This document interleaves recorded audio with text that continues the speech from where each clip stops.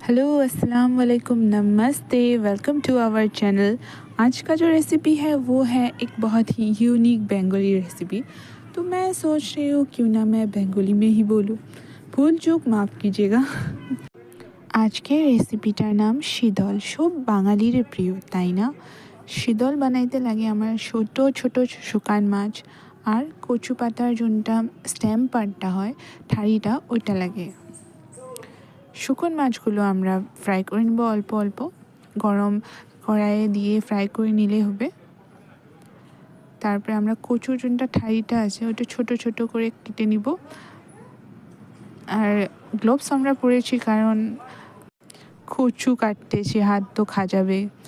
আর উপরের যোনটা লেয়ার আছে ওইটা আমরা ছিলে নিব আর ছোট ছোট করে কেটে নিব, যেমন ভিডিওতে দেখাইতেছি ঠিক অমনে।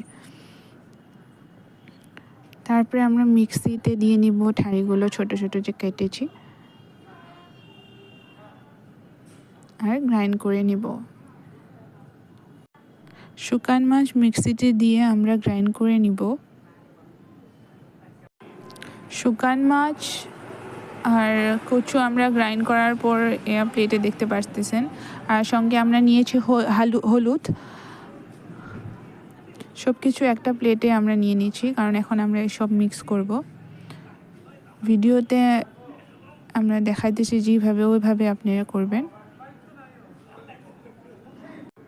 ভিডিওতে দেখতে পারতেছেন কি গ্লোভস পরেছি, কারণ গ্লোভস না পরলে আমরা কচুতে কাঁচা কচু ইউজ করতেছি, হাত খাজাবে।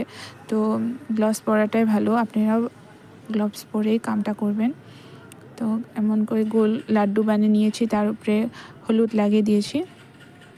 এমন করে আমরা যতটা হয় আর কি অতটা লাড্ডু বানিয়ে আমরা রোদে শুকাইতে দিব। রোদে আপনারা যদি কাড়া রোদ থাকে তখন 7-8 দিন দিলে হয়ে যাবে। আর এটা আপনারা পুরা বছর খাইতে পারেন। আর এটা কেমন করে বানাইতে লাগে বা কি স্টেপস হয় আর কতদিন থাকবে ওইটা আমরা নেক্সট ভিডিওতে বলবো। Thanks for watching.